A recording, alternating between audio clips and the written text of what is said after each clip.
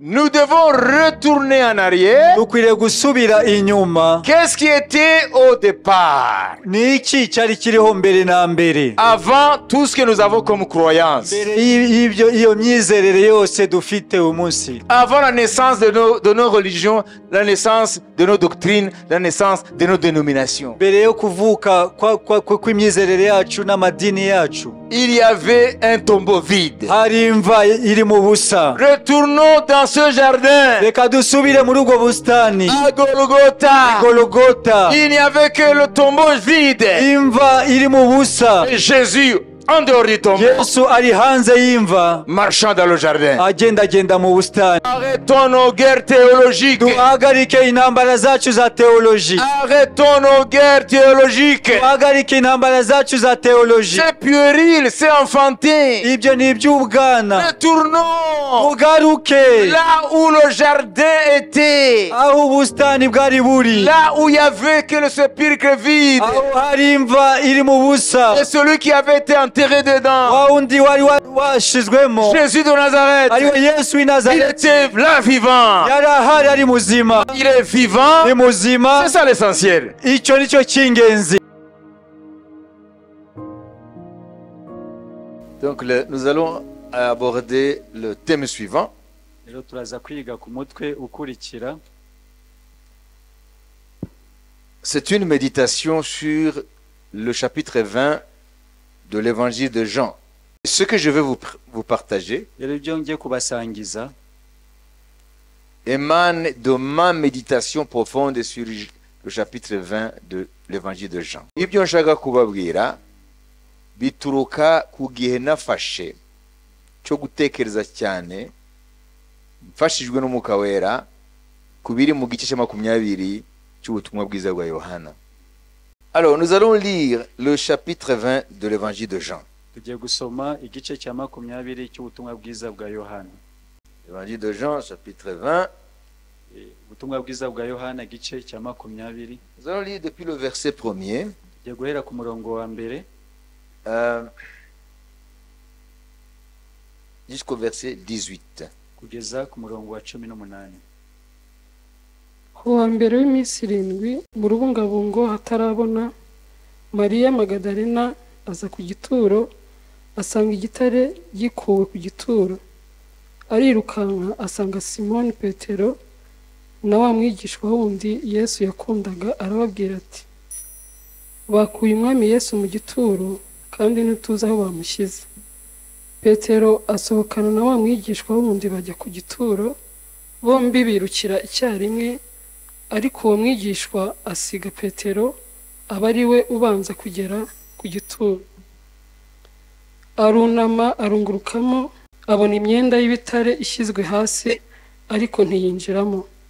Maze Simoni Petero nawe aza amukurikiye, yinjira mu gituro, abona imyenda y'ibitare ishyizwe hasi, n'igitambaro cyari mu mutwe we kidashyizwe hamwe n'imyenda y'ibitare, ahubwo cyari kizinze kiri ukwacyo hirya. Nicyo cyatumye na wa mwigishwa wundi wabanje kugera ku gituro nawe yinjira, abibonye yizera ibyo yabwiwe na wa mugore, kuko bari bataramenya ibyanditswe ko akwiriye kuzuka. Maze abigishwa basubirayo bajya iwabo. Ariko Mariya yarahagaze ku gituro arira. Akirira arunama arunguruka mu gituro, abona abamarayika 2 bambaye imyenda yera bicaye, umwe ku musego n'undi ku mirambizo, aho intumbi ya Yesu yari yarashyizwe. Baramubaza bati, mugore urarizwa n'iki? Arabasubiza ati, nuko bakuyemo umwami wanjye, nanjye sinzi aho bamushyize. Amaze kuvuga atyo arakebuka, abona Yesu ahagaze, ariko ntiyamenya ko ari we. Yesu aramubaza ati, umugore urarizwa n'iki? Urashaka nde? Yibwira ko ari umurinzi w'agashyamba, aramubwira ati, mutware, niba ari wowe umujyanye ahandi, mbwira aho umushyize nanjye mukureyo. Yesu aramubwira ati, Mariya. Arahindukira amwitaba mu ruheburayo ati, Rabuni, bisobanura ngo databuja. Yesu aramubwira ati ntunkoreho kuko ntarazamuka ngo njye kwa data, ahubwo jya kubwira bene data yuko nzamutse ngiye kwa data ari we so, kandi ku mana yanjye ariyo mana yanyu. Mariya Magadalena aragenda abarira abigishwa inkuru ati nabonye umwami, kandi abatekerereza ibyo yamubwiye. Amen. Amen. Donc, comme je viens de vous le dire, rero nk'uko nabibabwiye, nous allons nous pencher ensemble sur ce qui est décrit ici dans le chapitre 20 de l'évangile de Jean. rero turahagarara hamwe hano ibyo tumvishe mu butumwa bwiza bwa Yohana igice cya Nous 20. avons entendu qu'il s'agit de la résurrection du Seigneur. Tumvishe ko bivuga ku bijyanye no kuzuka k'umwami. Amen. Amen. Alors, nous allons maintenant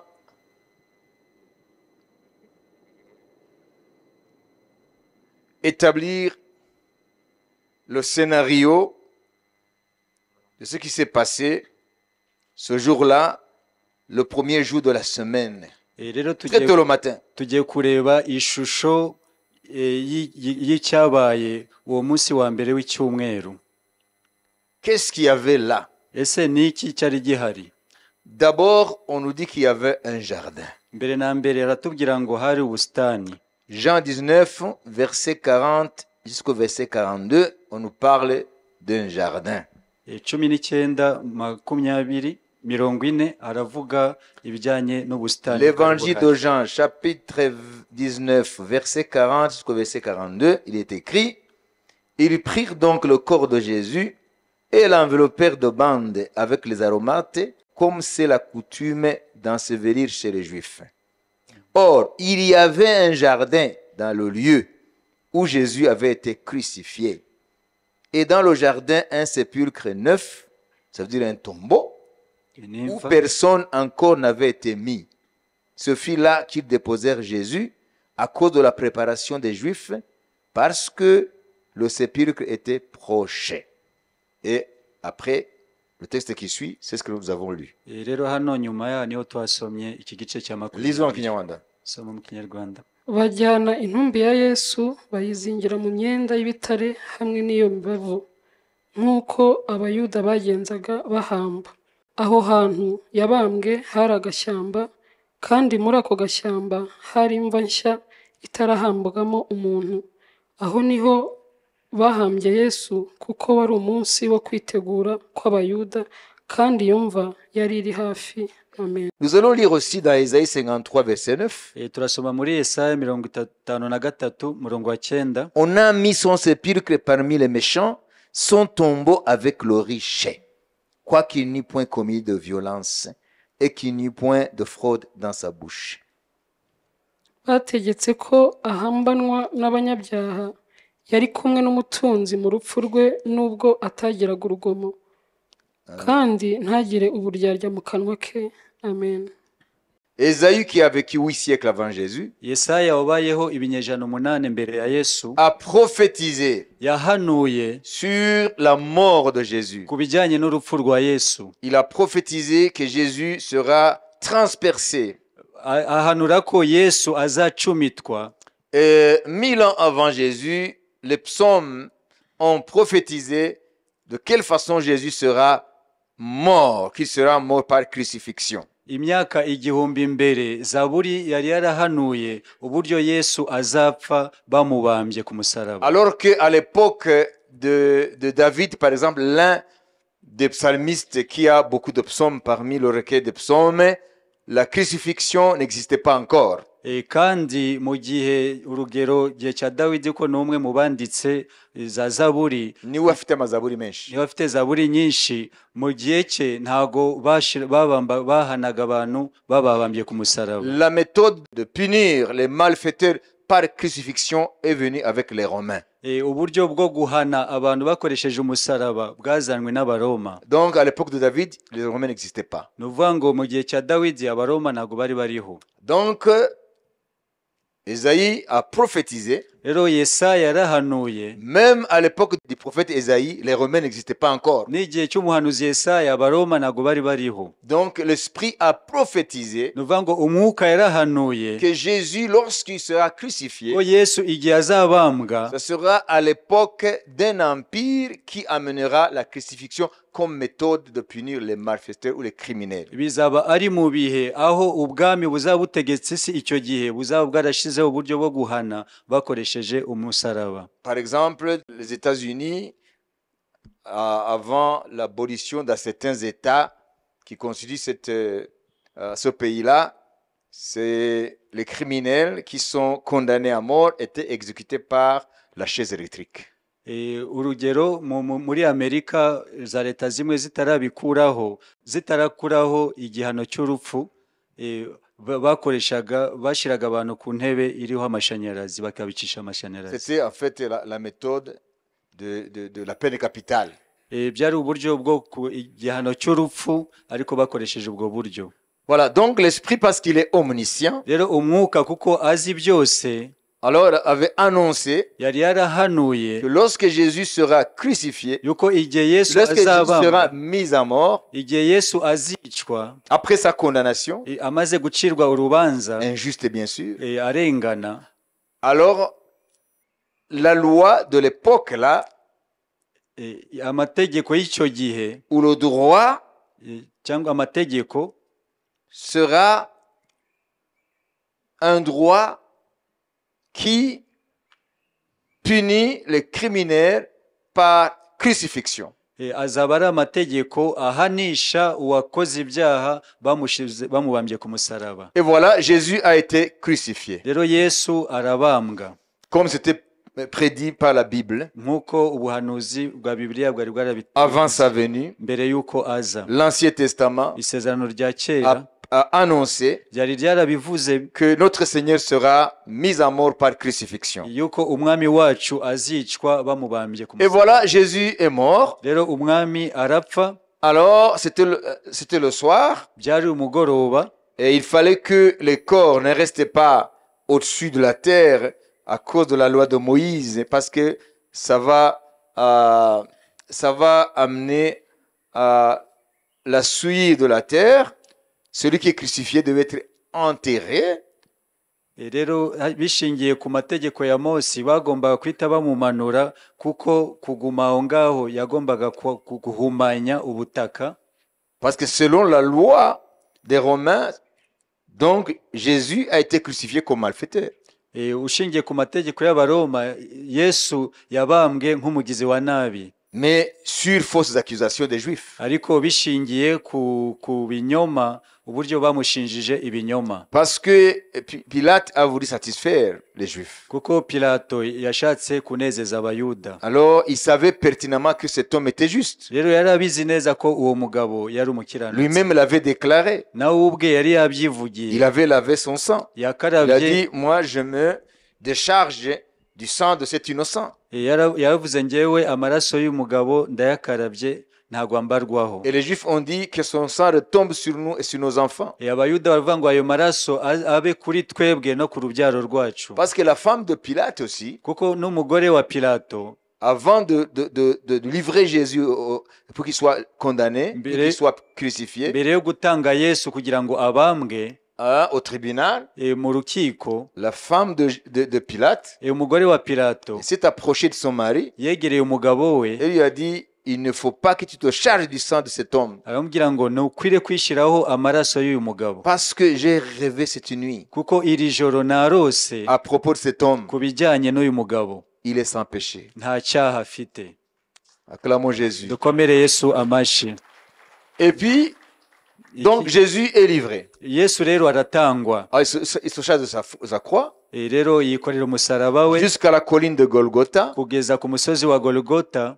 Alors là, il est crucifié au milieu de deux brigands. aho rero bamubamba hagati y'abambuzi babiri. Et quand Jésus a rendu son esprit, rero Yesu amaze gutanga, alors je saute les détails. hari byinshi ndi gusimbuka. Alors, on prend son corps. rero bafata umubiri we, Alors, là où il a été crucifié, aho ngaho rero yabambiwe, il y avait un jardin. hari ubusitani, Et dans ce jardin aho mu busitani se trouvait un tombeau qui était neuf, hari imva itigeze ikoreshwa, d'un riche homme qui s'appelait Joseph d'Arimathée. y'umutunzi witwaga yosefu w'i Arimatayo. Donc, il s'était préparé un tombeau. Lorsqu'il va mourir, c'est là où on va l'enterrer. Yari yariteguriye imva yuko igihe napfa niho bazamushingura. Donc, le tombeau était dans un rocher. Rero iyo mva yari mu gitare. Donc, il l'avait sculpté dans un rocher. Bari barayicukuye mu gitare. Vous voyez, c'était un tombeau préparé pour un riche. Urumva ko ari imva yateguriye umutunzi. Mais Joseph d'Arimathée Ariko Yosefu w'i Arimatayo ne savait pas que Ésaïe l'avait prophétisé ntago yari azi ko Yesaya yabihanuye 8 siècles avant. ibinyejana 8 mbere bitaraba, Que Jésus sera enterré dans un tombeau que le riche s'était préparé lui-même. ko Yesu azashirwa mu mva y'umutunzi yiteguriye. Nous avons lu dans Ésaïe 53:9. Twabisomye muri Yesaya 53:9. Voilà, et le corps de Jésus est déposé dans ce sépulcre-là. Rero umubiri wa Yesu ushirwa muri iyo mva. Le sépulcre qui est dans ce jardin-là. Iyo mva yari aho ngaho kuri ubwo busitani. Alors, le premier jour de la semaine, Rero umunsi wa mbere w'icyumweru, ça veut dire ça correspond à notre samedi. nuvuga ngo bihuye n'umunsi wo kuwa gatandatu wacu. Ça veut dire que dans le calendrier juif, Nuvuga ngo muri kalendire y'Abayuda, ingengabihe y'Abayuda, alors samedi c'est le dernier jour de la semaine. kuwa gatandatu niyo munsi wa nyuma w'icyumweru. Et dimanche, c'est le premier jour de la semaine. Ku cyumweru ni umunsi wa mbere w'icyumweru. Ça veut dire dans le calendrier juif, le dimanche, c'est le premier jour de la semaine. Nuvuga mu ngengabihe y'Abayuda, ku cyumweru ni umunsi wa mbere w'icyumweru. Alors, le premier jour de la semaine, selon le calendrier juif, Rero umunsi wa mbere w'icyumweru ukurikije ingengabihe y'Abayuda, Jean nous dit que Marie de Magdala, Yohana aratubwira ngo Maria Magdalena, qui était cette femme-là? ese yari umuntu ki?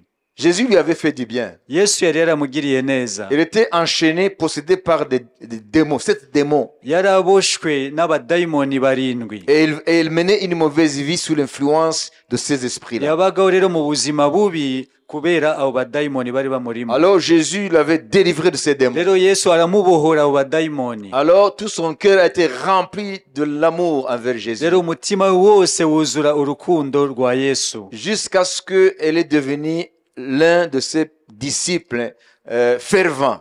Kugezaho aba umwe mu bigishwa be koko bari bamufitiyeho ishaka. Et la preuve en est là. Kandi biragaragara. Pendant que les autres l'avaient abandonné dans ce tombeau-là, igihe abandi bose bari bamusize muri iyo mva, elle est restée attachée à son corps sans vie. we yagumye ku mubiri udafite ubuzima. Pourquoi est-ce que Marie de Magdala, elle est la première à être là très tôt le matin pendant qu'il faisait sombre au sépulcre de Jésus dans ce jardin-là? Kubera iki Maria Magdalena ari we wageze kuri iyo mva mu gitondo butaracya? Pourquoi? Kubera iki? Parce que cette femme-là, nuko uwo mugore elle avait fait de Jésus yari yaragize Yesu la raison de sa vie. impamvu yo kubaho kwe. Jésus était devenu tout pour elle. Yesu yari yarabaye byose kuri we. Alors, même si son Seigneur était mort, Rero nubwo umwami we yari yapfuye, elle est restée attachée à ce qui restait de lui, c'est-à-dire son corps. ariko yagumye ayomatanye n'icyari gisigaye ari wo mubiri we. Il y a très peu de gens dans l'histoire de l'Église qui ont un tel amour. Ni abantu bakeya mu mateka y'itorero bafite urukundo nk'urwo. Parce que la plupart des gens, la relation qu'ils ont avec Jésus, c'est une relation normale comme d'autres relations.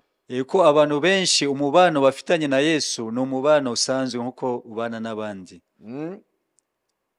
Jusqu'à ce que peut-être pour les uns, c'est juste une religion. Ku buryo kuri bamwe ni nk'idini.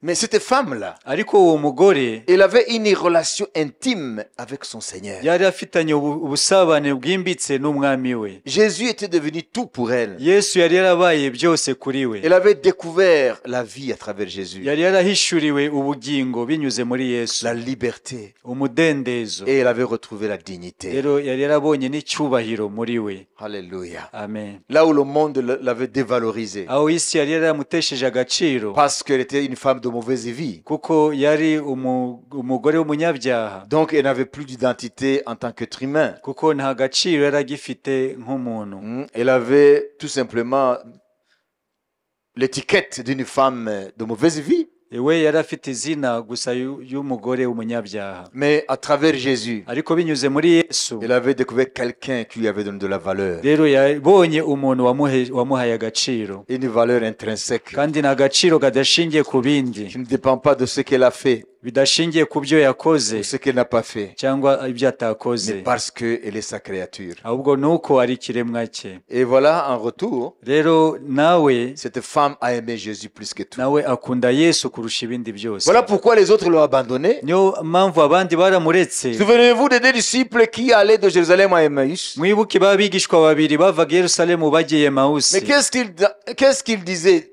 bo bavugaga iki lorsqu'ils s'entretenaient? igihe baganiraga bari mu Le nzira? cœur rempli de tristesse. umutima wabo wuzuye agahinda. Hein, lorsque Jésus s'est approché d'eux et qu'ils ne l'avaient pas reconnu. Rero igihe Yesu yabegeraga ntibamumenye, Et il faisait route avec eux. noneho bakagendana na Yesu. Il dit, mais pourquoi si vous êtes triste? Vous attendez de quoi? aravuga kuki mubabaye, ni ikihe kibazo mufite? Et ils répondirent, baramubwira ngo es-tu le seul dans Jérusalem qui ne sait pas ce qui s'est passé? ese ni wowe wenyine muri Yerusalemu utazi ibyabaye? Il dit, quoi? ngo ni iki cyabaye? Mais Jésus de Nazareth, Yesu w'i le Nazareti, prophète puissant, umuhanuzi ukomeye, on l'a mis à mort. baramwishe Et on croyait que c'était lui le Messie. kandi twizeraga ko ari we Mesiya. Et les gens racontaient qu'il va ressusciter. rero kandi bavuga ko azazuka. Mais ça fait maintenant le troisième jour, mais ça ne s'est pas fait. dore ubu ni umunsi wa gatatu ntabwo byabaye. Oui, donc ils étaient complètement, ils avaient tourné la page. bo bari bahinduye bafashe indi Par gahunda. rapport à Jésus, ils avaient tourné la page, c'est l'histoire du passé. ku bijyanye na Yesu byari byarangiye, bafashe undi murongo. Retournons à notre ancienne vie. reka twisubire mu buzima bwacu bwa kera. On n'a fait que rêver. twebwe ni inzozi gusa twari twagiyemo. Mais Marie de Magdala, ariko Mariya wa Magdalena, même si Jésus était mort, nubwo Yesu yari yapfuye, il est resté attaché à ce qu'il est resté de cet homme, ça veut dire son corps. yagumye yomatanye icyo Yesu yari asigaranye ari wo mubiri we. Vous savez, beaucoup de gens peuvent te suivre quand tu es dans la gloire, murabizi abantu benshi bashaka kugukurikira yo uri mu bihe dans la by'icyubahiro, célébrité, mu gihe cyo kumenyekana, ayant une bonne renommée. ukaba ufite izina rizwi rishimwa. Mais quand tu es dans l'humiliation, ariko iyo uri mu bihe byo gucishwa bugufi, alors là, tu ne verras pas grand monde. aho ngaho rero ntabwo ari benshi ubona. C'est ça le monde. ni ku isi iteye. C'est arrivé à Jésus. ibyo rero byabaye kuri Yesu.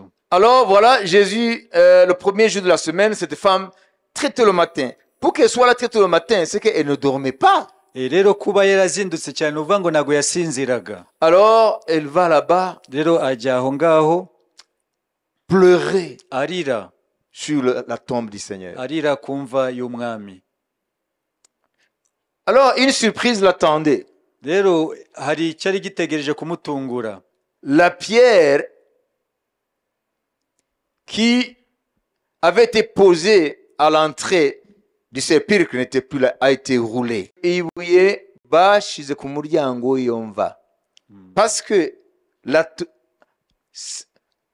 le sépulcre était dans le rocher. kuko imva yari mu rutare. Donc, on laissait une porte pour entrer. rero hari inzira, umuryango wo kwinjirira. Quand on l'a enterré rero igihe bamushinguraga dans ce sépulcre, muri iyo mva taillé dans le rocher, yacukuwe mu rutare, qui a été le sépulcre préparé pour un riche qui s'appelait Joseph d'Arimathée, n'imva yari yarateguriwe umutunzi witwa Yosefu qui Arimatayo. était un homme considéré aussi parmi les Juifs. rero yari umugabo wari yubashywe mu Bayuda, Et il avait cru aussi à Jésus, kandi nawe yizeye Yesu, que Jésus de Nazareth, c'est bien lui le Messie. ko Yesu ko w'i Nazareti niwe Mesiya. Alors, les pharisiens,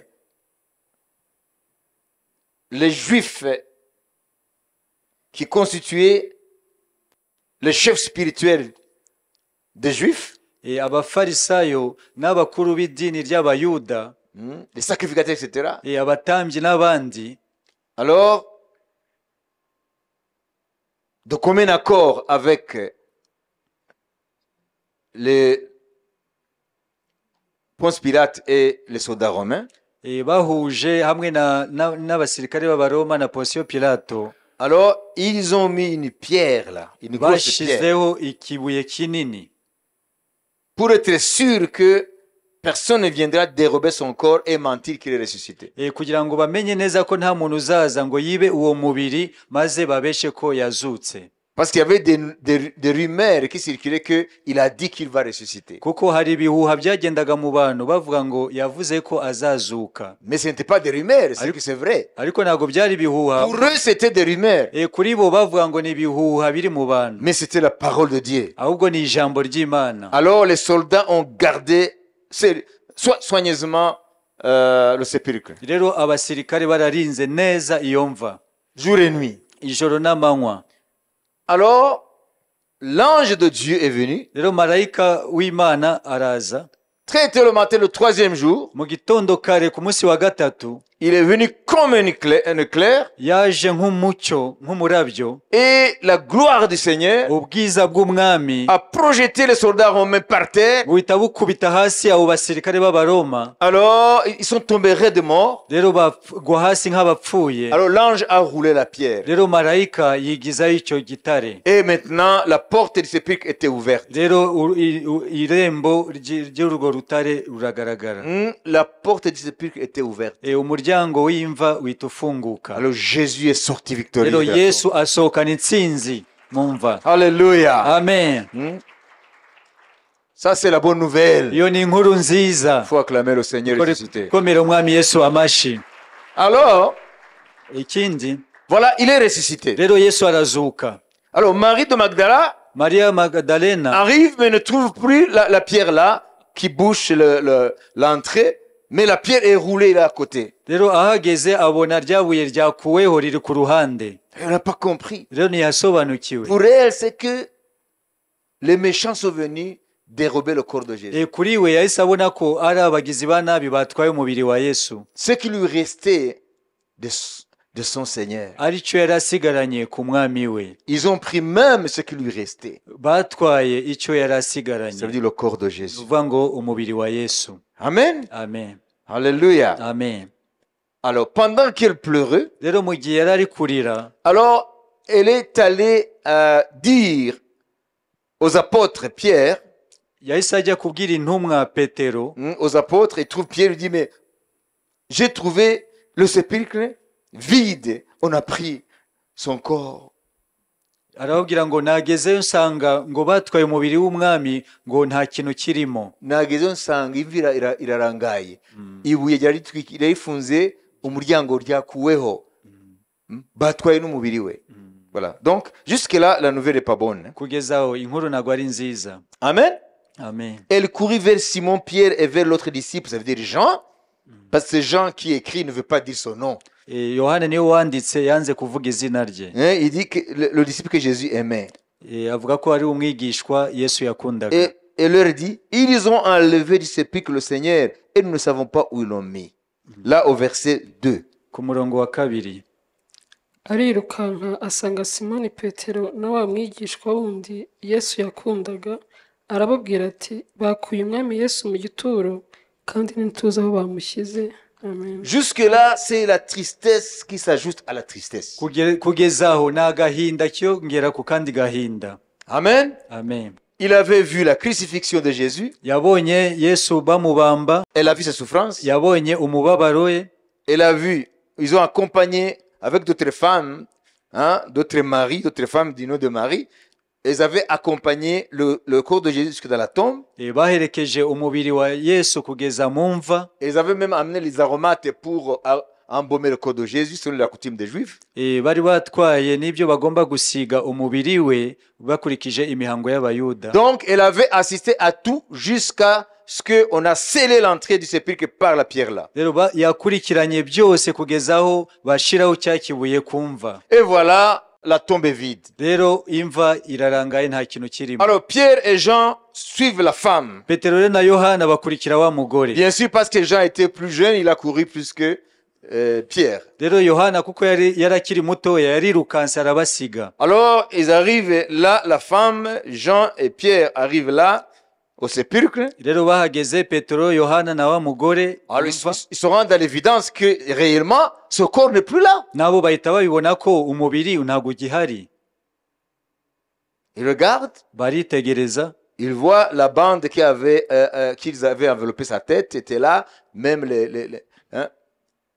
le tissu qui avait enveloppé sa tête était là, même les bandes étaient là. bahita babona umwitero bari bamushize ku mutwe n'ibyari bimutwikiriye babibona aho hasi. Alors, ils se rendent compte que c'est vrai. Bahita babona koko ko ari byo. Alors, qu'est-ce qui s'est passé pour Pierre et Jean? Rero petero na yohana byagenze gute ibyabo? Alors, ils ont cru. Bahise bizera.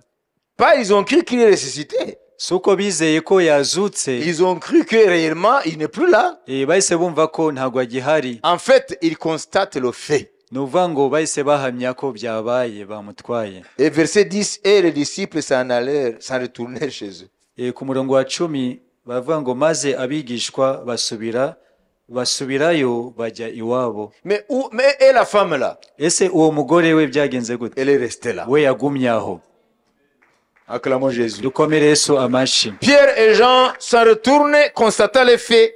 Petero na Yohana basubirayo bamaze kuhamya ko bamutwaye. Mais Marie de Magdala reste là à pleurer. Ariko Maria Magdalena we aguma aho ari kurira. Verset 11. Cependant, Marie se tenait dehors près du sépulcre et pleurait. Comme elle pleurait, elle se baissa pour regarder dans le sépulcre. Vous voyez, son cœur était dans le sépulcre. Nuvuga ngo umubiri umutima we wari mumva. Ça veut dire pour elle, Kuri we il n'y a plus rien qui comptait dans cette vie. nta kindi cyari kigifite agaciro muri ubu buzima. Cet homme qui lui avait donné sa dignité. Nuriya mugabo wamuhesheje icyubahiro. Cet homme qui lui avait ôté ses fardeaux. Nuwo nguwo wamuvanyeho umutwaro. Cet homme qui lui avait donné goût à la vie. Nuwo mugabo watumye ubuzima bumuryohera. Cet homme qui lui avait donné le sens de la vie. Uwo mugabo watumye ubuzima bwe bugira icyerekezo. Alléluia. Amen. L'espérance. Ari byo byiringiro. Les autres partent. Abandi barataha. Même ses disciples. N'abigishwa Mais be. reste là. Ariko wagumaho. Mais elle continue à regarder Wakomeza kwitegereza mu là où mva. était couché le corps de Jésus. Aho umubiri wa Yesu wari uryamye. C'est là où ça paye maintenant. Aho niho igihembo cy'ukwizera kwe n'urukundo akunda Imana rutangira rero guhabwa ingororano. Amen. Amen. Comprenez? Et elle vit 2 anges vêtus de blanc, assis à la place où avait été couché le corps de Jésus, l'un à la tête, l'autre aux pieds. abona abamarayika babiri bambaye imyenda yera bicaye, umwe ku musego n'undi ku mirambizo, aho intumbi ya Yesu yari yarashyizwe. La question est la suivante. Ikibazo ni iki? Ces anges venaient d'arriver ou pas? Ese abo bamarayika niho bari bakiza cyangwa? Pourquoi est-ce que les Pierre et Jean qui sont entrés dans le sépulcre ne les avaient pas vus? Kubera iki Petero na Yohana bitegereje mu mva batigeze bababona? Mais ces anges étaient là. Ariko abo bamarayika bari bahari. Mais parce que ces disciples, Ariko kuko abo bigishwa, bien que Dieu les avait choisis de toute éternité nubwo Imana rero abatoranije kera pour devenir les apôtres de Jésus, kugira ngo bazabe intumwa za Yesu. mais jusque-là, ce sont des hommes ordinaires. Ariko kugeza aho ni abantu basanzwe. Ils réfléchissent charnellement. Batekereza muri kamere. Ils n'ont plus d'espérance. Ntabwo bagifite Ils ibyiringiro. se demandent si c'était floué. Baribaza niba koko barashutswe. Vous comprenez? Donc ce sont des hommes Ni ordinaires. abantu basanzwe. Hein? C'est pourquoi ils marchent avec des yeux charnels. Niyo mpamvu bagendesha aya maso agaragara. Les yeux de désespoir. Aya maso atarimo ibyiringiro. Mais ces yeux-là ne peuvent pas voir la gloire. Rero ayo maso ntabwo ashobora kubona ubwiza. Ces yeux ne peuvent pas voir les merveilles de Dieu. Aya maso ntabwo ashobora kubona ibyiza Les by'Imana. anges étaient là. Abamarayika bari Mais ils bahari. n'ont pas vu. Ariko ntabwo bigeze Mais bababona. puisque la femme était attachée, tellement attachée dans l'amour, ça veut dire que l'amour de Marie de Magdala avec son sauveur était un amour fusionnel. Ariko ko urukundo Maria Magdalena na Yesu bari bafitanye rwari urukundo rurenze rwari rwaramufashe wese. Fusion. Ni ukwinjiranamo. C'est ça l'amour que Marie de Magdala avait pour Jésus. Urwo nirwo rukundo Maria Magdalena yari afitanye na Yesu. Voilà pourquoi alors quand ils sont partis, les pierres là, niyo mpamvu ba petero basubiyeyo il est resté pleurer. we yagumye aho arira. Quand il a regardé de nouveau dans le sépulcre, rero igihe yongeye kwitegereza mu mva il a vu les anges. yahise abona abamarayika. Et les anges lui donnent maintenant la bonne nouvelle. abamarayika rero bamuha inkuru La nziza. première personne, umuntu wa mbere l'unique personne ari we wenyine, à qui Dieu a donné la bonne nouvelle, ari we imana yahaye inkuru nziza avant même les apôtres, mbere y'intumwa, c'est Marie de ni Magdala. mariya Madagalena. Acclamons Jésus. dukomere yesu amashi. Cette bonne nouvelle dans laquelle nous nous glorifions, iyo nkuru nziza twirata, c'est à Marie de Magdala qu'a été donnée la première pour entendre la bonne nouvelle de la résurrection de Jésus avant même les apôtres. mariya niyo wumvishe iyo nkuru mbere y'intumwa. Alléluia. amen. Si tu aimes Jésus niba ukunda yesu tellement ukamukunda cyane, qu'il devient réel, plus réel que les gens qui vivent avec toi, akaba kugaragarira kurusha abakwegereye, tu verras des choses que les autres ne voient pas. uzabona ibintu abandi batabona. Alléluia. amen. Tu verras des choses que les autres ne voient pas. uzabona ibintu abandi Tu batabona, entendras des choses que les autres n'entendent pas. uzumva ibintu abandi batumva. Alléluia. amen. Vous savez, quand Moïse a amené la bonne nouvelle aux Israélites qui ployaient sous le joug de la servitude de Pharaon, la Bible dit, ils n'entendirent rien. Et la nouvelle de la délivrance, ne leur dirait rien. C'est comme si Moïse était en train de parler au vent, prêcher dans le désert. Et la Bible dit, parce qu'ils étaient tellement dans la souffrance. Vous savez, aujourd'hui, les gens sont dans la souffrance.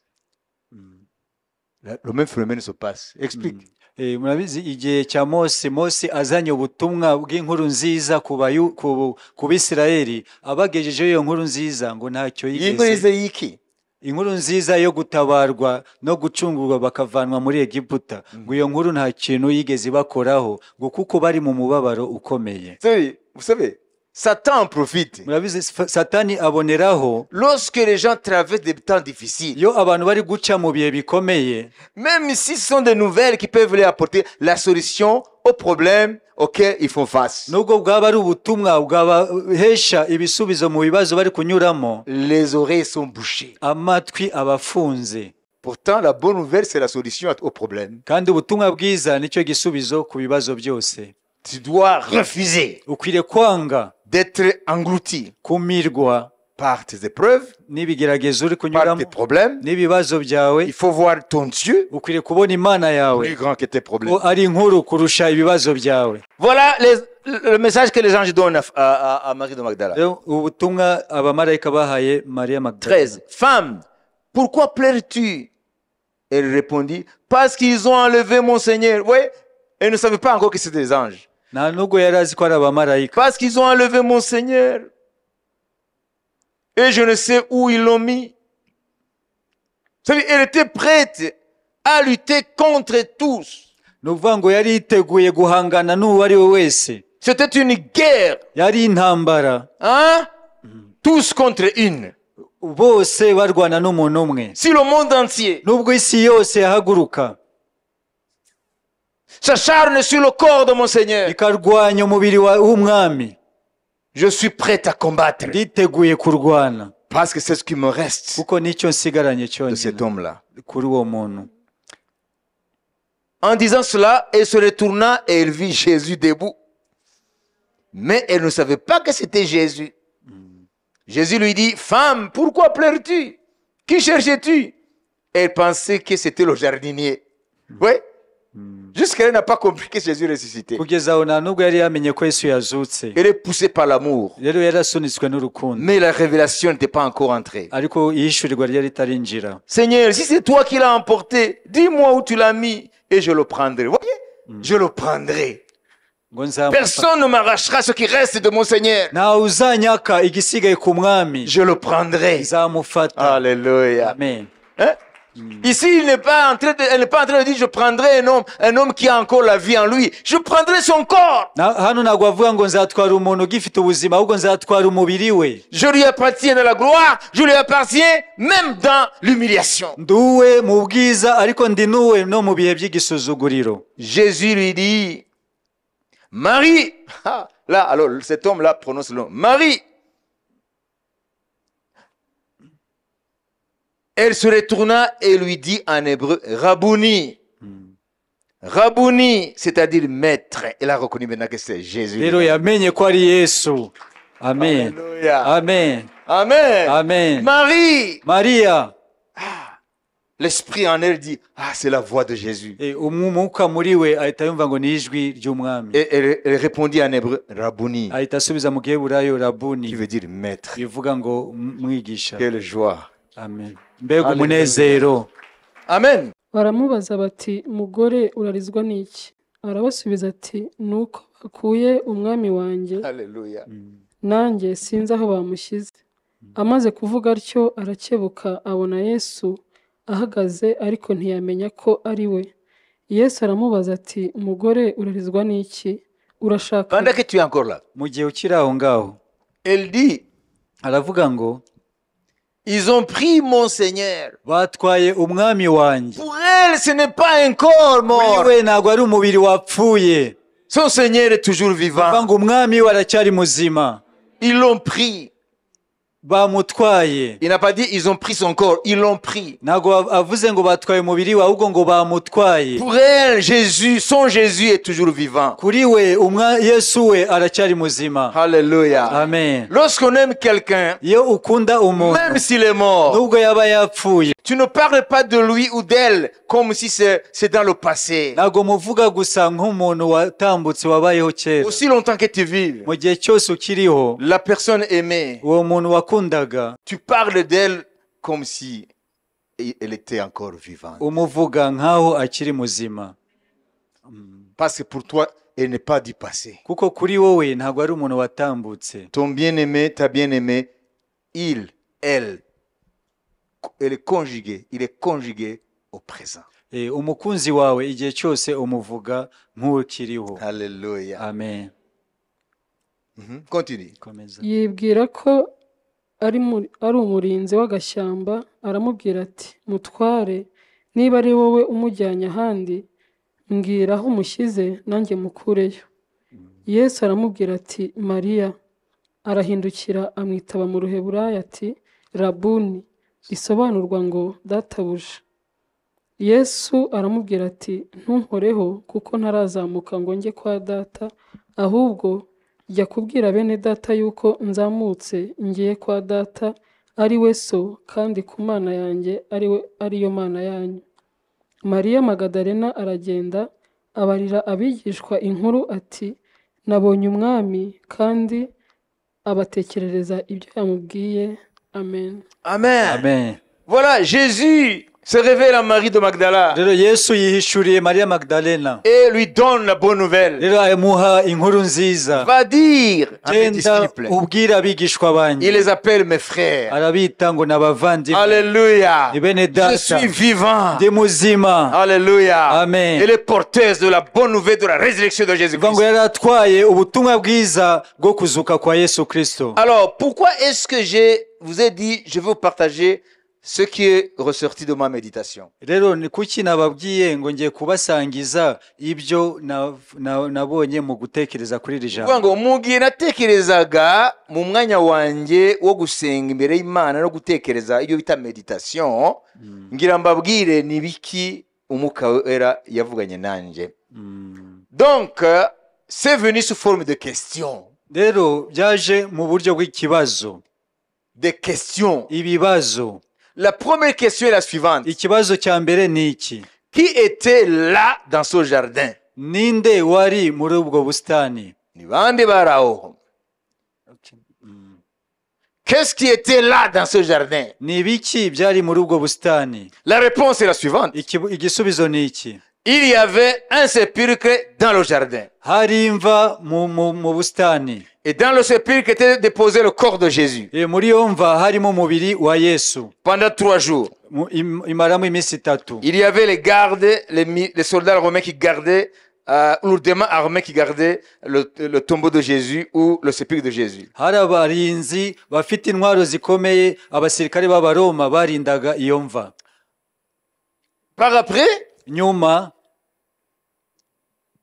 L'ange de Dieu est venu rouler la pierre. marayika w'iteka aza akuraho icyo kibuye, Et Jésus est sorti victorieux de la tombe. yesu avamo n'intsinzi mu mva. Marie de Magdala, très tôt le matin, le premier jour de la semaine, ça veut dire notre dimanche, elle est accourue au sépulcre. mariya magdalena mu gitondo kare ku munsi wa mbere w'icyumweru yiruka agana ku mva, Et constate que la pierre n'est plus là à l'entrée, donc le tombeau est vide. ahita abona ko ibuye ryakuweho kandi mu mva nta kirimo. Elle est accourue, est allée dire à Pierre et Jean, et sont venus aussi constater le fait que le corps de Jésus n'est plus là. ahita yiruka ajya kubwira petero na yohana ibyabaye, noneho nabo bariruka baza kureba. Après avoir constaté les faits, ils sont repartis. nyuma bamaze kubona ibyabaye nabo barataha basubirayo. Maintenant, nous allons méditer sur le temps ou le moment à partir du départ de Pierre et Jean. rero tugiye gutekereza muri wa mwanya igihe yohani na petero bari bamaze gutaha. Il n'y avait que Marie de Magdala qui était là. ni mariya magdalena gusa wari uhari. Ça veut dire l'humain, ça veut dire un être humain. ni ukuvuga ngo ni umuntu, ni ikiremwa Ça veut muntu. dire il n'y avait que Marie de Magdala. ni ukuvuga ngo hari mariya magdalena. Amen. Amen. Avec Jésus qui était là, mais qui n'était plus dans la tombe. yesu nawe yari aho ngaho, Il était dans le jardin, yari muri ubwo busitani, mais il n'était plus dans la tombe. ariko ntabwo yari akiri mu mva. Alors la question est venue et la suivante. rero ikibazo cyaje ni iki: Quelle religion était là? ese ni irihe dini ryari riri aho? Les protestants n'étaient pas encore nés. ese abaprotestani bari bataravuka? Les catholiques n'étaient pas encore là. abakatolika bari batarabaho? Les musulmans n'étaient pas encore là. abisilamu bari batarabaho? Notre technologie actuelle n'était pas encore là. iyi tekinoloji yacu dufite yari itarabaho. Beaucoup de nos philosophies n'étaient pas encore là. za filozofi z'iki gihe zari zitarabaho. Toutes les croyances d'aujourd'hui n'étaient pas encore là. iyi myizerere yose y'iki gihe yari itarabaho. Qu'est-ce qui était là? ni iki cyari gihari? Il y avait Jésus ressuscité hari yesu wazutse, et une femme qui croyait en Jésus jusqu'à affronter tout, jusqu'à affronter même ce qui était plus fort qu'elle. n'umugore wari witeguye guhangana n'ikintu icyo ari cyo cyose nubwo cyaba kimurusha imbaraga. Vous savez, après la résurrection, murabizi nyuma yo kuzuka, ces soldats qui gardaient la tombe, abo basirikare barindaga imva, quand ils ont recouvré les esprits, igihe rero bari bakangutse, ils sont allés donner la nouvelle à leur chef. bagiye kubwira abayobozi babo inkuru. Alors, le Sanhédrin, rero inteko y'abayuda, les sacrificateurs abatambyi et les pharisiens, n'abafarisayo, ils ont donné beaucoup d'argent babahaye amafaranga menshi à ces hommes-là abo barinzi qui gardaient la tombe barindaga imva pour qu'ils se taisent. kugira ngo baceceke. Et ils leur donnaient des garanties rero bahita babizeza que le gouverneur romain Ponce Pilate ne va pas les poursuivre. yuko Ponsiyo Pilato atazabakurikirana. Et ils vont le protéger. bava twebwe Ils ont pris l'argent. bafata La amafaranga. Bible dit une grosse somme. Bibiliya iravuga ngo yari amafaranga menshi, Et ils ont propagé la nouvelle que le corps a été volé par ses disciples. rero bagenda bavuga ahantu hose yuko ngo abigishwa ba Yesu batwaye umubiri we. Et ils croyaient que la nouvelle là la mayonnaise va prendre. bari bazi ko iyo nkuru abantu bazayizera. Ok? Et ça va étouffer la nouvelle de la résurrection. rero ko bizacecekesha inkuru zijyanye no kuzuka kwa Yesu. Mais Lénine, ariko Lénine, Lénine qui est celui qui est le fondateur de l'ex-Union soviétique, le RSS, ariwe washinze leta zunze ubumwe z'abasovieti, il a dit, yavuze ngo, les faits sont têtus. yavuze iryo jambo nuvuga ngo ikintu cyabaye ntushobora Ça veut dire, les faits sont têtus. Tu peux raconter des bobards, tu peux rencontrer des trucs de mensonges, mais les faits restent les faits. ushobora kugenda ukwirakwiza ibinyoma, ariko ikintu cyabaye kiba cyabaye. Alléluia. Amen. Alléluia. Amen. Les faits parlent plus que des paroles. ibikorwa biravuga kurusha amagambo. Alors, 2000 ans après, imyaka 2000 ishize, quelle est la nouvelle qui est acceptée? rero niye nkuru yemewe? C'est le mensonge de ces hommes-là? ese ibinyoma by'abari abagabo? Ça s'est éteint avec eux. ibyo rero byarangiranye nabo. Mais la bonne nouvelle ariko ubutumwa inkuru de la nziza résurrection de Jésus, yo kuzuka kwa Yesu elle est annoncée n'ubu ngubu dans iracyavugwa toutes les nations mu mahanga yose et donne l'espérance kandi itanga au ibyiringiro peuple de tous les temps. ku bwoko bwo mu bihe byose. Ni inkuru itanga ibyiringiro ku bantu mu bihe byose na hose. Amen. Alors que ce mensonge là kandi ibyo binyoma des chefs religieux juifs by'abo bakuru b'amadini appuyé y'abayuda par une grosse somme de corruption, bashingiye kuri ruswa batanze amafaranga ibyo menshi binyoma biherekejwe na ruswa, ça s'est éteint. byarazimangatanye. Mais la bonne nouvelle que Dieu a donnée à Marie de Magdala, ariko ubutumwa bwiza Yesu yahaye Maria Magdalena aujourd'hui nous nous en glorifions. uyu munsi turabwirata, Et cette bonne nouvelle nous a donné l'espérance kandi ubwo butumwa bwiza bwaduhesheje ibyiringiro qui va au-delà de la tombe. kuko burarenze imva. Alors la question est la suivante. rero ikibazo ni iki? Qu'est-ce qui était là dans ce jardin, ni iki cyari muri ubwo busitani là où Jésus a été crucifié? aho Yesu yabambwe? Il y a le tombeau vide, hari imva irimo ubusa, il y a Jésus vivant dans le jardin, hari Yesu muzima ari muri ubwo busitani, il est en train de parler à Marie de Magdala ari kuvugana na Maria Magdalena et montrer des preuves qu'il est vivant. amwereka ibimenyetso ko ari muzima. Le tombeau est vide, imva yambaye ubusa, imvi iragaragaye. Jésus est hors de la tombe, Yesu ari hanze y'imva en train de parler à Marie de Magdala. avugana na Maria Magdalena. Qu'est-ce qui était là? ni iki cyari gihari? Il n'y avait pas de religion. nta dini ryari rihari. Les catholiques n'étaient pas encore nés. abakatolika ntabwo bari bakabayeho, Les protestants non plus. abaprotestani ntabwo bari Les bakabayeho, musulmans, on n'en parle pas. Ils sont venus 7 siècles après. abayisilamu bo baje ibinyejana birindwi nyuma yaho. Tout ce qu'aujourd'hui les gens, sur lesquels les gens bâtissent leur espérance, ibi byose abantu bubatseho ibyiringiro byabo ça n'existait pas. ntabwo byari biriho. Qu'est-ce qu'il y avait là? ni iki cyari gihari? Quelle doctrine? ni iyihe myizerere? Qu'est-ce qu'il y avait là? ni iki cyari gihari? Aujourd'hui, nous avons la guerre des doctrines. uyu munsi dufite intambara y'imyizerere. Il faut mettre, il faut prier, combien? Voiler, pas voiler, ukwiriye des pantalons, gusenga des jupes. witwikiriye kwambara ipantaro, Quelle amajipo. doctrine était là? ese ni iyihe myizerere yari ihari? Quelle dénomination était là? ni irihe zina ry'itorero ryari rihari? C'est quelle dénomination était là? ni irihe torero ryari rihari?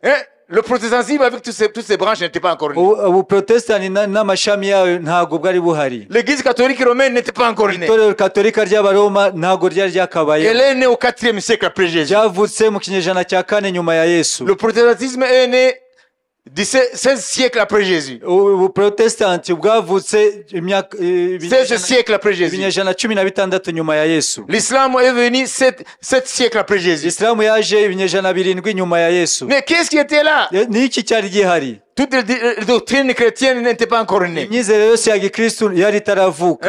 Qui sont le cheval de bataille de beaucoup de dénominations. ari byo ntambara z'amatorero. Alors, la méditation rero ntekereza que j'ai eu, icyo navanye muri uko très gutekereza fructueuse, aricyo gifite umusaruro ukomeye, c'est que nuko nous devons retourner en arrière. dukwiriye gusubira inyuma. Qu'est-ce qui était au départ? ni iki cyari kiriho mbere na mbere, Avant tout ce que nous avons comme croyance. mbere iyo myizerere yose dufite uyu munsi, Avant la naissance de nos religions, la naissance de nos doctrines, la naissance de nos dénominations. mbere yo kuvuka kw'imyizerere yacu n'amadini yacu, Il y avait un tombeau vide. hari imva iri mu busa. Retournons dans ce jardin. reka dusubire muri ubwo busitani À Golgotha. Golgota, Il n'y avait que le tombeau vide. imva iri mu busa. Et Jésus, en dehors du tombeau, Yesu ari hanze y'imva marchant dans le jardin. agendagenda mu busitani. Alors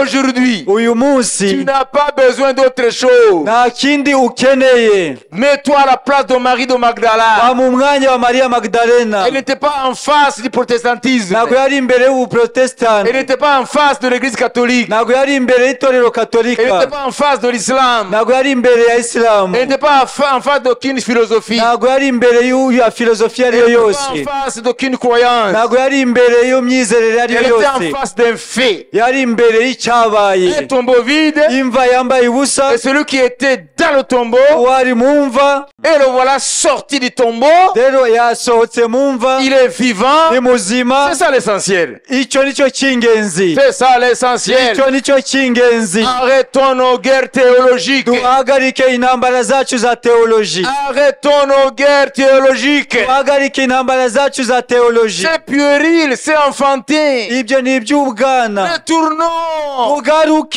là où le jardin était. aho ubusitani bwari buri, Là où il y avait que le sépulcre vide. aho hari imva iri mu busa, Et celui qui avait été enterré dedans. wa wundi wari washizwemo Jésus de Nazareth. ariwe Yesu w'i Il Nazareti, était là vivant. yari ahari ari muzima. Marie de Magdalene a assisté à la mort de Jésus. Mariya Magdalena yabonye urupfu rwa Elle Yesu, avait assisté à son enterrement. yabonye aba La ahambwa, mise au sépulcre. uburyo yashizwe mu mva. Maintenant, elle assiste à celui qui avait été crucifié, enterré. Il est vivant, debout. Rero Et il abonye wa parle. wundi wabambwe, wahambwe, noneho ni muzima. C'est ça l'essentiel. Icyo nicyo cy'ingenzi. Arrêtons nos luttes enfantines. Duhagarike intambara zacu z'ubwana. Notre église est la meilleure. Itorero ryacu niryo ryiza, Notre religieux est la meilleure. idini ryacu niryo Niryo ryiza, rya mbere. niryo rya mbere. Notre église est la meilleure. Itorero ryacu niryo rya mbere. Ma croyance est la vraie. Imyizerere yanjye niyo y'ukuri, Ma philosophie est la bonne. filozofi yanjye niyo nziza. Tout ça, ça n'a rien à voir avec la vérité. Ibyo byose ntaho bihuriye n'ukuri. Il n'y a pas de vie dans tout cela. Ibyo byose nta buzima burimo. Ce dont tu as besoin, Icyo ukeneye c'est la puissance de résurrection de Jésus. imbaraga zo kuzuka kwa Yesu, Parce qu'aucune religion n'est morte. kuko nta dini na rimwe ryapfuye, Aucune religion n'a été crucifiée. nta dini na rimwe ryabambwe, Aucune religion n'a souffert pour toi. nta dini na rimwe ryigeze ribabazwa ku bwawe, Aucune philosophie n'est morte pour toi. nta bwenge na bumwe bwapfuye ku bwawe, Aucune dénomination n'a été crucifiée pour toi. nta dini na rimwe ryapfuye ku bwawe, Aucune religion n'est ressuscitée. nta dini na rimwe ryazutse. Mais celui qui est mort, ahubwo uwapfuye, celui qui est ressuscité, uwazutse, et c'est un fait. ni ikintu cyabaye, C'est fact. ni igikorwa Et les cyakoretse, faits sont têtus kandi ikintu divines. iyo cyabaye ntawe ushobora kukinyomoza. Voilà pourquoi l'évangile niyo triomphe. mpamvu ubutumwa bwiza bwanesheje, Il n'est pas basé sur des ntabwo spéculations. bushingiye ku bintu bishoboka cyangwa ntibishoboke. L'évangile n'est pas basé sur des spéculations. ubutumwa bwiza ntabwo bushingiye ku bintu bishoboka cyangwa ntibishoboke. L'évangile, ce ne sont pas des fables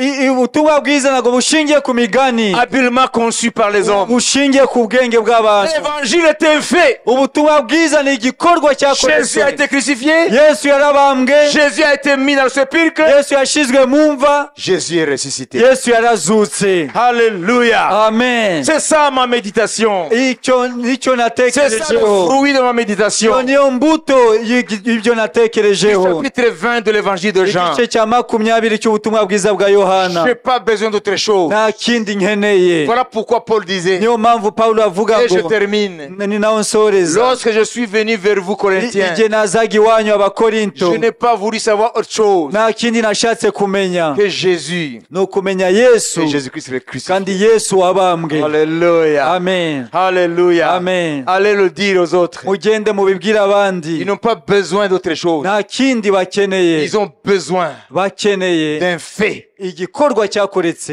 Dans le jardin, muri bwa busitani. il y avait un sépulcre vide hari imva iri mu busa, et une femme qui croyait n'umudamu wari wizeye, dans le Seigneur ressuscité. yizeye umwami wazutse. Alléluia. Amen. Et elle était en train de parler avec lui. bari kuganira. C'est ça la bonne nouvelle. ubwo nibwo butumwa bwiza. Imaginez après avoir été envoyé par le Seigneur ressuscité. utekereze amaze koherezwa n'umwami wazutse, Quel était son message? ese ni ubuhe butumwa yari afite? Quel était son message? ni ubuhe butumwa?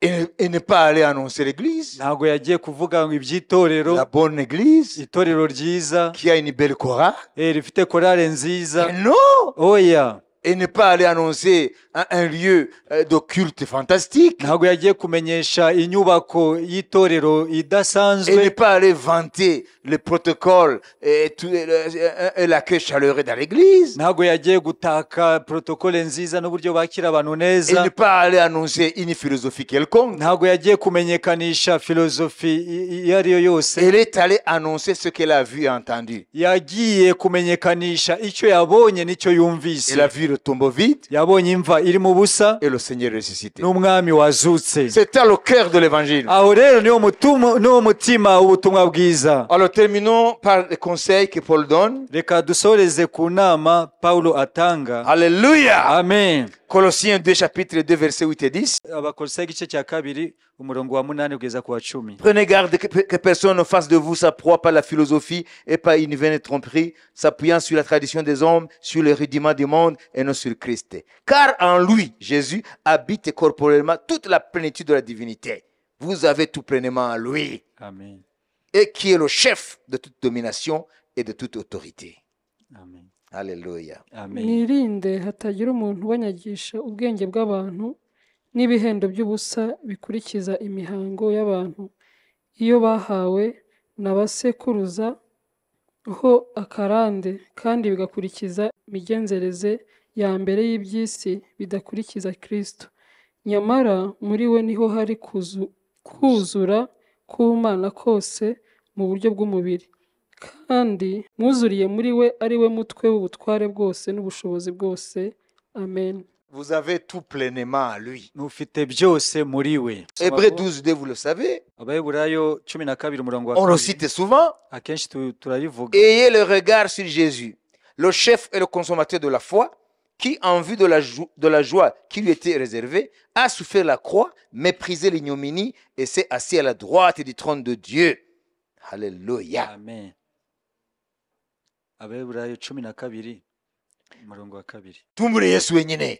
Dutumbire Yesu wenyine ari we banze ryo kwizera, kandi ari we ugusohoza rwose. Yihanganiye umusaraba kubw'ibyishimo byamushyizwe imbere, ntiyita ku isoni zawo, yicara iburyo bw'intebe y'Imana. Amen. Écoutez bien la conclusion. mwumve rero indunduro À la fin de toutes choses, ku iherezo rya buri kintu cyose à la fin de toutes choses, ku iherezo rya buri kintu cyose je dis bien toutes choses, ikintu cyose même tes problèmes, n'ibibazo byawe même tous les gahunda du monde, à la fin de toutes choses, ku iherezo rya buri kintu cyose il ne restera que Jésus. hazasigara yesu gusa Alléluia. amen Est-ce que vous prenez? amen Acclamons Jésus. dukomere yesu amashi À la fin de toutes choses, il ne restera que ku Jésus. iherezo rya buri kintu cyose hazasigara yesu Alléluia. amen Tout reviendra dans le jardin. byose bizagaruka muri bwa busitani Le Jésus ressuscité. yesu wazutse Alléluia. amen Matthieu 17, 3, 8. matayo 17 Et voici Moïse et Élie leur apparurent s'entretenant avec Jésus. Pierre, prenant la parole, dit à Jésus, Seigneur, il est bon que nous soyons ici. Si tu le veux, je dresserai ici 3 tentes, une pour toi, une pour Moïse et une pour Élie. Comme il parlait encore, une nuée lumineuse les couvrit, et voici une voix fit entendre de la nuée de ces paroles. Celui-ci est mon fils bien-aimé, en qui j'ai mis toute mon affection, écoutez-le. Mais l'histoire n'est pas finie. ntabwo birarangira Lorsqu'ils entendirent cette voix, les disciples tombèrent sur leurs faces et furent saisis d'une grande frayeur. Écoutez maintenant. Mais Jésus s'approchant les toucha et dit, levez-vous, n'ayez pas peur. Chose importante, ils levèrent les yeux et ils ne virent que Jésus seul. amen Moïse avait disparu, Élie avait disparu. mose yabuze eliya nawe yabuze Jésus est seul. yesu ari wenyine Les 2 hommes qui étaient l'un à gauche et l'autre à droite ne sont plus là. abo bagabo umwe iburyo undi ibumoso ntabwo bagihari Nous allons vers cette fin-là, rero aho ngaho niho turi kugana où tout doit disparaître, aho byose bizakurwaho va disparaître. byose biraza Tes gukurwaho problèmes vont disparaître. ibibazo byawe bizakurwaho Alléluia. amen Alléluia. amen Ce qui te fait peur va disparaître. ibyo bigutera ubwoba bizakurwaho Tout va disparaître. byose birakurwaho Et à la fin des fins, ku iherezo rya byose Alléluia. amen Même la mort va disparaître. n'urupfu ruzakurwaho Même l'univers et tout ce qui contient va disparaître. disparaître. n'isanzura n'ibigize byose bizakurwaho. Alléluia. Amen. Il ne restera que Jésus seul. Hazasigara Yesu wenyine. Et ceux qui N'abo ngabo ont fixé leur regard sur lui et sur lui seul abo bonyine bamutumbiriye wenyine par la foi. kubwo kwizera. Acclamons Jésus. Komere Yesu amashi. Alléluia. Amen. Il faut apprendre Ukwiriye kwitoza à balayer tout dans ton être spirituel pour ne voir que Jésus. gukuraho byose kugira ngo utumbire Yesu wenyine. Alors, terminons avec un seul passage. Reka dusoreze ku murongo umwe. I'm very happy. Ndanezerewe. This is the good news. Ni inkuru nziza. Alléluia. Amen. Même si tu n'as aucun sou, Nubwo nta mafaranga ufite, cette bonne nouvelle, iyi nkuru nziza ça vaut plus que tout l'or du ifite monde. agaciro kurusha zahabu zose zo ku isi. Alléluia. Amen. Mais les gens ne le savent pas. Ariko abantu ntago babizi. Leurs âmes sont languissantes. Ubugingo bwabo buraniha. Luc 10, 41, 42. Luka 10:41-42. Le Seigneur lui répondit, Marthe, Marthe, tu t'inquiètes et tu t'agites pour beaucoup de choses. Tu vas me suivre. Hein? Marthe, Marthe, tu t'inquiètes et tu t'agites pour beaucoup de choses. Umwami Yesu aramusubiza ati Marita Marita uriganyira wirushya muri byinshi. Toi aussi mon frère et ma sœur. Nawe muvandimwe mushiki wanjye. Les mêmes paroles adressées à Marthe s'adressent à toi ce soir. Ayo magambo yabwiwe Marita nawe arakureba. Aya magambo umwami yabwiye Marita ariyo arakubwira. Tu t'agites et t'inquiètes pour beaucoup de choses. Urirusha muri byinshi. Une seule chose est nécessaire. Ariko ngombwa ni kimwe. Marie a choisi la bonne part qui ne lui sera point ôtée.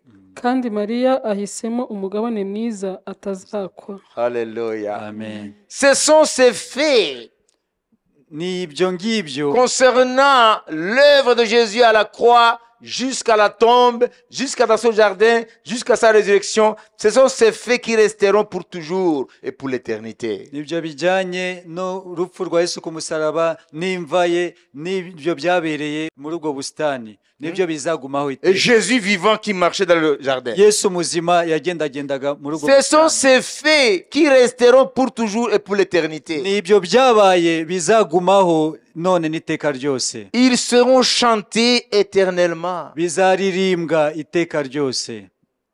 Dans le refrain de ce chant Inyikirizo iyo ndirimbo yo mu ijuru restera les faits concernant Jésus. izaguma ari ibyabaye mu byo Yesu yakoze.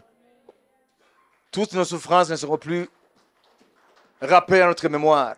Imibabaro yacu ntago izongera kwibukwa mu bwonko bwacu. Tu ne parleras plus de ces souffrances. Ntago uzongera kuvuga imibabaro wabayemo. Fini, terminé. Bizaba birangiye. On ne parlera que d'une seule chose. Hazavuga gusa ikintu kimwe. Les faits concernant Jésus-Christ. Ibijyanye na Yesu Kristo. Puisse mon frère et ma sœur Icyama mushiki wanjye muvandimwe ôter de tes pensées ukavana mu bitekerezo byawe toute cette foule de choses désagréables ibyo bintu bibi byose bikugose ou d'autres choses sur lesquelles tu bâtis ton espoir ou ton espérance cyangwa ibindi wubatseho ibyiringiro byawe et ne voir que Jésus ukareba Yesu wenyine avec le tombeau vide. n'imva iri mu busa. C'est ça la bonne nouvelle. Ubwo nibwo butumwa bwiza. De ce tombeau vide iyo mva iri mu busa est sorti un homme puissant, hasohotsemo mugabo ukomeye, capable ushobora de transformer ta vie, guhindura ubuzima bwawe, capable ashobora de changer ta destinée, guhindura amateka yawe, capable de guérir ta maladie, ashobora gukiza indwara yawe, même si les médecins ont dit c'est inguérissable, nubwo abaganga bavuze ngo ntishobora gukira, capable de t'ouvrir des portes, ashobora kugukingurira inzugi insoupçonné, udashobora gutekereza. Jésus ressuscité, Yesu wazutse, c'est l'unique espérance niwe wenyine ibyiringiro des hommes.